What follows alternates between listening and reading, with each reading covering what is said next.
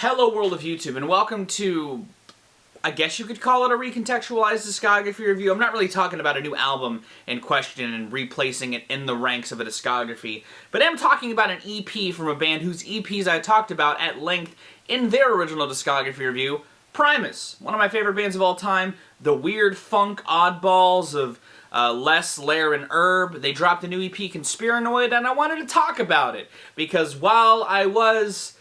I wouldn't say disappointed, but a little underwhelmed by parts of their last album, The Desaturating 7, an album that saw them going full concept, super prog.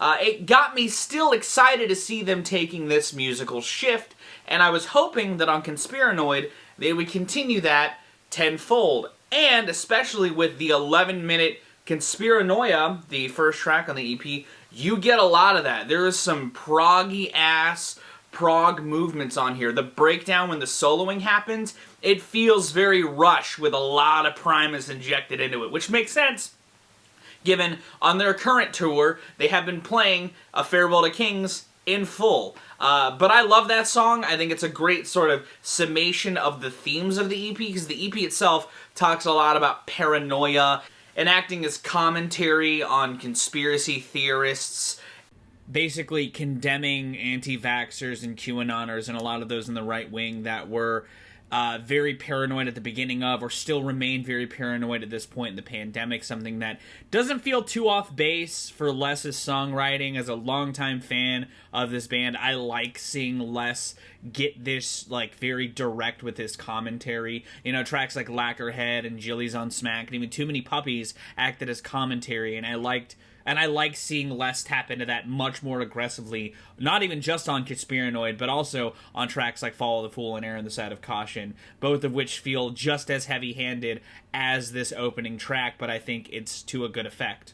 The title track, or the title-ish track, is another character vignette of a handful of characters that, instead of doing the easiest thing to do to make their lives better, they do all of this other stuff because they don't trust big media, and some of the downfalls that rot from that. The other tracks, Follow the Fool and Err on the Side of Caution, both kind of speak on those subjects as well. But I love all three of these songs. I think they're great. They feel a lot more in line with Primus, not just sonically or production-wise, but also songwriting-wise. Les's songwriting shines in all of the typical ways that they do for him, and it, you know, sounds really well put together. I like the psychedelic twinges that the title track kind of lingers throughout its 11-minute runtime. I like that the other two songs are much more tighter, leaner rock jams. You know, the instrument play on Follow the Fool, where the bass kind of just keeps its almost frog-like croaking while the guitars and drums weave around that,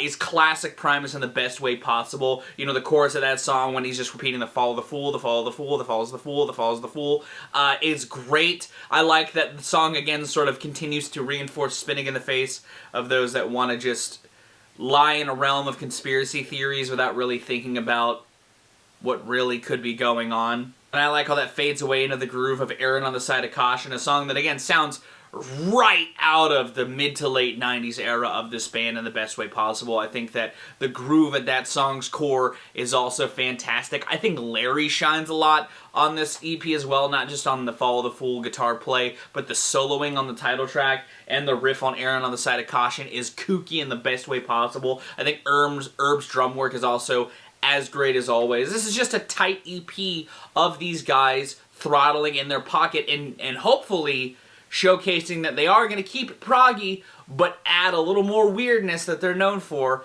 at its core. And I like this thing. I feel like if you enjoy Primus, if you liked The Desaturating 7, but like me, you wanted it to sound a bit more Primus-y, this is an EP for you, because it's very much that tenfold.